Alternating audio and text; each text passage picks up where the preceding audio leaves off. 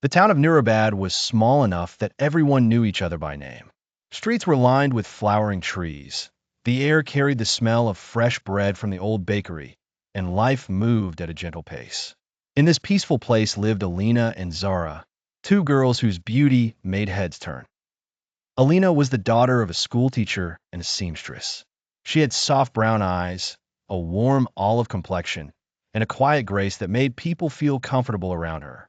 She loved reading books, especially stories about people who overcame struggles with courage. Zara, on the other hand, came from a family of shopkeepers. She had hazel eyes that seemed to glow under sunlight, and her laughter had a musical quality that made people smile even on gloomy days. She was lively, adventurous, and never afraid to speak her mind. They met when they were 12, during the first week of middle school. Alina had just moved to Noorabad from another town, and she felt out of place. On the first day, she entered the classroom nervously, clutching her bag. All the desks were already taken except one in the far corner. Zara looked up, smiling. Not unless you're scared of sitting with the class troublemaker.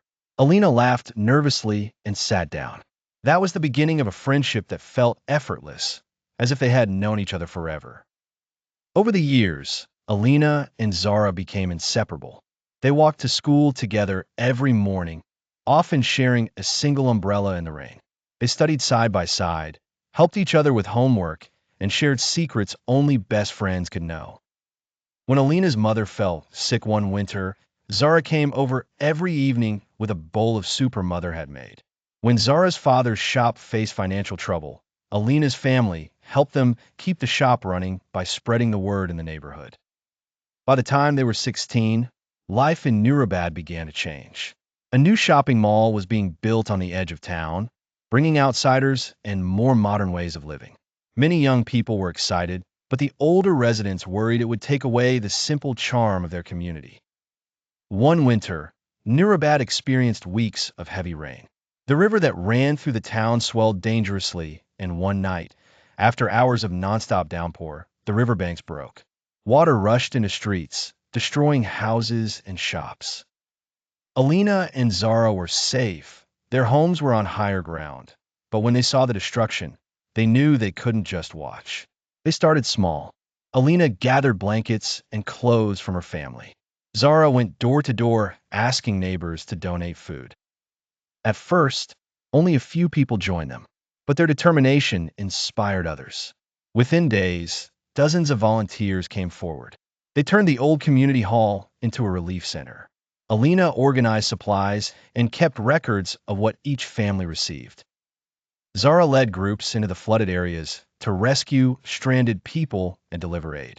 One evening, as they sat together on the hall steps, exhausted but smiling, Zara said, "You know, when we were kids, we used to dream about being heroes. I think this is it. This is our chance." Not everyone was supportive. Some people in town whispered that the girls were doing it for attention. A few even accused them of mismanaging donations. At first, these words hurt. Zara wanted to confront the gossipers, but Alina stopped her. "If we waste time defending ourselves, we won't be able to help those who need us," she said. "Let our actions speak." And they did. When a little boy was reunited with his parents after being lost for 2 days, it was because Zara had insisted on searching the far edge of the river. A month after the flood, Noorabad began to rebuild. Houses were repaired, shops reopened, and life returned, though scars remained. One bright afternoon, the mayor invited Alina and Zara to the town hall.